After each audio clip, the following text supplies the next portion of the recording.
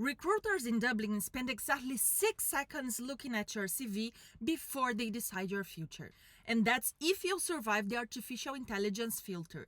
It discards about 80% of all the applications before a human even sees them. Today, you'll learn to hack the technical recruiter's mindset. You'll learn how to beat the bots and the bias. We are going to find the exact keywords they search for when hiring career switchers. I'll show you how to turn your previous non-tech life into your biggest professional advantage. Warning, if you are looking for an easy coding tutorial, this isn't it. This is about the strategy behind the 52,000 euros tech offer in Ireland.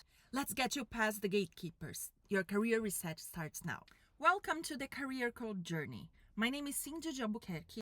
In this program, I bring tips and strategies for you to become a highly valued tech professional. A quick introduction. I'm your Java expert here. I've been working for 18 years as a software engineer, and I've worked in companies from startups to big companies like Amazon.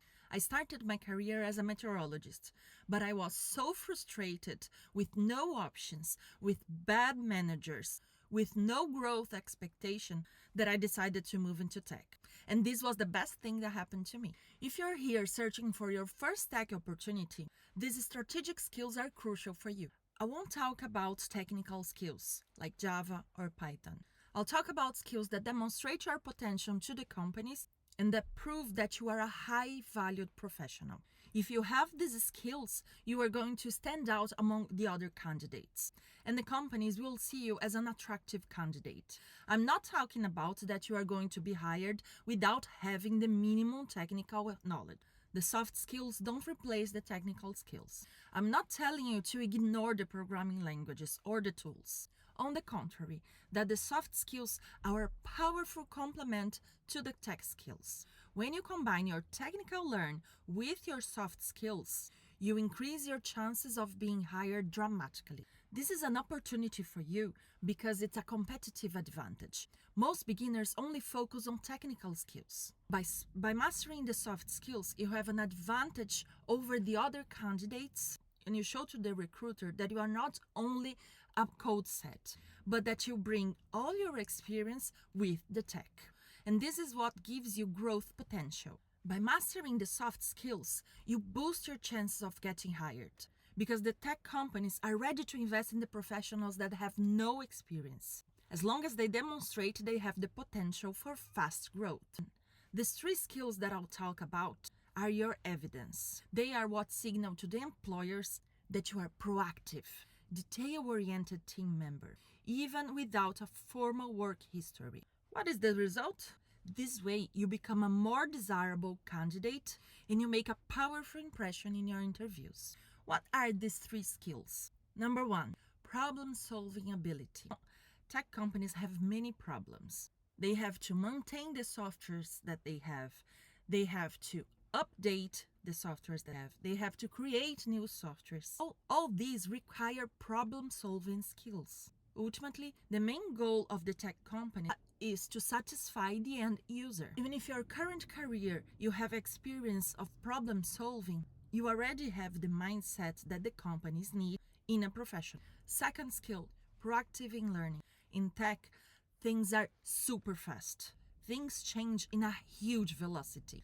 And if you are willing to learn and you demonstrate to the recruiters that you are willing to learn, that you are proactive when new things come, that you want to learn about those, that you want to learn about not only the new techs, but also the new teams, the new softwares, the new problems the clients have. Learning is essential for a professional to be hired and to grow.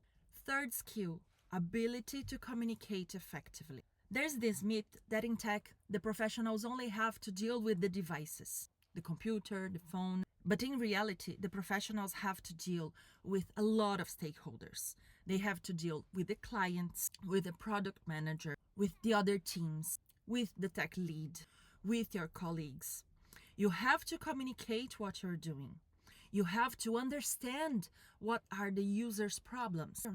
You have to be able to explain either to whoever talks to the final user how to use that new feature that you have just built, or how the fix that you have just done works. You have to communicate when things are not going to meet the deadline. You have to communicate when plans have to be adjusted. So, the ability to communicate effectively increases dramatically your chances of getting hired. Let me illustrate how this worked in my case. How problem solving skills helped me. First, it completely changed my mindset from complaining about the problems to focus on solving them. In most of the companies where I've worked, mistakes weren't seen as a bad thing of the professional. They were seen as an opportunity to improve the processes. I remember when I was in Amazon, there was an employee who did something wrong. His mistake ended up putting AWS into an outage of many hours. And I remember asking, was this guy fired? And my coworker said, no, he wasn't fired. Why would he be? He made a mistake, and the company used this as lessons learned, and they implemented many barriers so that no one else would have the same permissions to make that same mistake again. The idea wasn't to punish someone for their mistakes, but to use the mistakes as an opportunity to improve. The problem-solving skills also helped me on succeeding in technical interviews. Why? Because in the coding interviews, when they showed me what I needed to do, usually it was a complex task. So instead of tackling the entire problem as a single one, for example, in the Amazon interview, I had to model a board game. So instead of modeling everything, I broke it into smaller pieces. I first modeled the board, then I modeled the pieces, then I modeled what the pieces could do, then I modeled what the users could do, and then I put everything together. Also, when I break problems into smaller parts, it makes it easier to communicate my solution. I am clearer, I speak with clarity, and the interviewer is able to follow the logic. Also, the problem-solving skills helped me with the daily challenges. For example, when I had to write documentation of the software that I had just written, or when I had to do a task automation. In most of the companies that I've worked, I took the onboarding process and translated it into a document with step-by-step guidance, so the next developers that joined the team were able to use that and onboard much quicker to the team than I did. Or for example, when I was working in Brazil in Contmatic, I was working in the financial module of the software. There was a process there, a search, that took around 50 seconds to be performed. It was unacceptable for the end user, but it was like that. So what did I do? I studied all the process of the search. I broke the processes into smaller components, and I improved it to less than 0.5 seconds in the worst case scenario. This is how I became a key resource in the companies where I worked. I was able to fix critical issues, and they could count on me. Most of the times that I changed jobs, I kept the doors open. So if anything happened in the next company, I could always come back. Now, talking about the initiative to learn, how did it help me? When I was doing my internship, I was able to secure a raise without even having to ask. My manager saw how much I was willing to learn and how eager I was to learn, so he decided to give me almost half of my salary of increase. I remember I almost cried in the first time that I received a thank you, because in my career as a meteorologist, I had never received thank you, Cindy. No, I did everything I could for the company. I worked 12-hour night shifts. I worked holidays, weekends, just to hear that they couldn't count on me. When I left my career in meteorology, I was devastated. So receiving the thank yous and the raise showed me that this is a completely different path. And this is the path that I wanted. When I landed my first job as a junior, I quit my computer science degree because the university was the whole day and the job was also the whole day. So as I had already landed the job, I just quit it. But back then, my initiative to learn helped me because I was the only person in the company that learned how to work with Google Apps technologies. And it was this exactly knowledge that landed me a senior Java role in a different company. In less than 2 years, my salary had already increased over 150%. And because of my initiative to learn, I have always been recognized. I had salary increases without having to ask. I had bonus that nobody else in the company got because they really could see that I was eager to learn, that I could bring the value to the company, and how the effective communication helped me. In interviews, I was able to explain the code solution, but I was also able to explain my previous experiences. Because of my effective communication, I got opportunities to lead project meetings between my team and cross-functional teams. Because of that, when my team lead was on leave, I was able to cover for him, and it gave me so many opportunities. Because of my effective communication, I was able to have empathy to the customer's pain points. But not only that, also empathy for my teammates. I was also able to explain complex topics to junior developers so they could do effectively their job. You might think that soft skills are not as important as the tech skills. The technical skills are important, but the truth is that the companies value a combination of both. It's easier to train a professional that already has the soft skills. If the professional has all the tech skills but no cultural fit, the company doesn't hire them. The three skills that I mentioned are what will ensure that you are a great coworker and that you can quickly adapt to the company's environment. You might also think that you need to learn to code, not to develop your soft skills. That's a very valid concern. The good news here is that developing these soft skills are not competing with your time for learning the tech skills. It complements it. You can even use your current career to develop these skills. It's natural to think that in order to get a programmer job, you just need to master the code. But in reality, the job market in Ireland works differently. The soft skills are your entry ticket. When a recruiter hires a junior, they don't expect them to know everything. What they're really looking for is someone that has potential, someone who can communicate effectively, someone that can ask for help or that can explain a problem, someone who has initiative to try to solve things by themselves, to try to solve things independently, and someone who can adapt to the teamwork. What gets you through the interview are your soft skills, not just your code. Soft skills are your daily tool. Programming isn't just sitting alone in front of the computer. As I said, it's about solving problems, working with people, and understanding what your client or the team needs. In order to deliver a quality work, you have to be able to have a critical thinking, problem solving, collaboration. These you'll use every single day. And if you don't grow. I worked with a lady. She was amazing. She had great potential. She knows a lot more about React than I do. She was able to refactor everything and to improve everything in React that arrived to her. But it was impossible to manage her. She only did what she thought was necessary for the code. She couldn't think about the other team members. She couldn't communicate clearly. Even to get her to do what we needed was a hard task. That's why she was still a junior. She couldn't reach the criteria to reach other levels.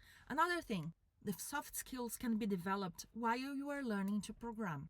You don't need extra time for this. When you ask someone in your current job for help, you are practicing communication. You can be intentional. You can think about how to improve your communication, how to make it clearer. Or in your current job, when you are solving a problem, you are developing your persistence and your logical thinking. When you help a colleague, you are also practicing. The soft skills don't distract you from your career goal. They are what will make you get the job and maintain it. In a job interview, the recruiter is evaluating your communication. They are evaluating if they are able to work with you in their team. So your communication is just as important as the technical knowledge. So only focusing on the technical skills is a huge mistake. Many people fall into the trap of obsessing with the code. This way, they are ignoring how they are going to present themselves in the interviews. Leverage your current experience to build these essential skills. People may think that soft skills are born with and that they can't be learned. It is not true. Having good communication, knowing how to work in a team, can be learned just as you learn a syntax of programming. These skills you develop with practice, review, reflection, and feedback. The soft skills are what will help you get your dream career. They are what will demonstrate to the company that you are the right fit for their culture. So leverage the soft skills. Don't treat them as passive traits that you just have. A career transition demands much more than only technical know-how, and your soft skills are the key to making the shift quicker and less difficult. What can you do before you master these soft skills? During your learning phase, instead of focusing only on code syntax, use your soft skills to accelerate the process. Focus on problem solving. When you encounter an error, and you will, instead of getting frustrated, see it as a challenge. Use your communication skills to ask clear questions. Instead of saying, my code isn't working, say, I'm trying to do X, but I'm getting the error message Y. I've already tried Z, but it didn't solve it. Any ideas? This approach shows that you have already tried a solution, and therefore that you value the person's time. When building your resume shouldn't be a list of programming languages. Companies want to see how you apply what you know. You have to showcase teamwork.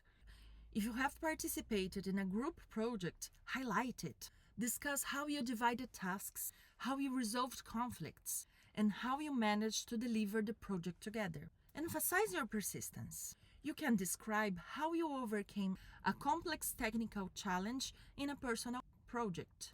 Talk about the steps you took, how you researched the problem, and how you finally got the code to work. In job interviews, the soft skills are the star. You have already passed the technical filter. Now the company wants to know who you are. So be authentic and transparent. Talk about your journey, the challenge that you faced, why coding is your passion. Demonstrate your curiosity and willingness to learn. Use storytelling. Instead of giving dry answers, tell stories. If they ask about a problem you solved, don't just state the solution. Describe the scenario, your approach, and the final outcome. In summary, use your soft skills consciously and intentionally at every stage of the process, from the first day of studying to your last interview. They are the bridge that transforms your dedication into a real job opportunity. What can you do now? In the learn and practice phase, your focus should be to build a solid foundation of knowledge and of habits for the problem-solving ability. Don't skip the part about debugging code. When you find an error, resist the temptation to copy and paste. Read the error message. Try to understand what it means. And be a detective of your own code. This strengthens your logical reasoning. Proactivity in learning. Build a small personal project, even a simple one. Think of something that interests you. For example, a page to organize recipes, a stopwatch for your workout, or a currency converter. This project, done on your own initiative, is the proof that you are a self-starter and that you have passion for what you do. For the communication skills, explain what you have just learned to someone. Could be a friend, a family member, or even yourself out loud. Try to describe a complex technical concept simply. This practice is what will help you express yourself clearly in the interviews. When you are in the phase of transition to work, you start moving away from the theory so you can apply your knowledge and show yourself to the world. For the problem-solving capability, create an online portfolio. Use your projects to tell a story. Describe the problem that you solved with each project and your approach to resolve it. This shows that you can code, but also that you can apply your skills to real-world solutions. For the proactivity in learning, actively participate in programming communities. Join groups on Discord, Slack, or Facebook. Answer beginner questions if you know the answer. And ask well-formulated questions. As I said, instead of, my code doesn't work, I'm trying next, but I'm receiving the error Y. This is what shows that you are proactive, engaged, and part of the community. Participating in communities will also give you the opportunity to practice public communication, and it will help you build your network. For the communication skills, seek feedback on your code. Send your code to a more experienced colleague or a mentor. I also do that in my mentorships, and request suggestions for improvement. You can ask someone in your network for this. Your ability to accept and use criticism to grow is a highly valuable workplace skill. When you are in the phase of applying for the job, this is the final stretch. Use the skills you've built to stand out in the selection process. The problem-solving ability. Practice technical interviews out loud. When solving a problem, describe your thoughts. This is what shows the recruiter how you think and how you solve a problem and how you approach a challenge, because this is just as important as the final answer. The proactivity in learning. Customize your resume and the cover letter for each job application. Don't send generic messages or a generic CV. Read the job description first, and then you highlight exactly how your skills and your projects fit what they're looking for. For your communication skills, prepare your stories. Use the STAR technique: situation, task, action, result, so that you are prepared for the interviews. For example, the recruiter asks, "Tell me about a challenge you face on a project." Prepare a clear answer to highlight your problem-solving skills and your proactivity. For example, I had to connect OpenAI API to display responses in my application. And then you simulate the interview STAR for this example. Tell me, did you like this lesson? Did I help you in any way? Would you like me to go deeper into anything that I mentioned today? Tell me here in the comments. Please like the video and share with the people that you think that they might be benefited with these tips, and subscribe to the channel.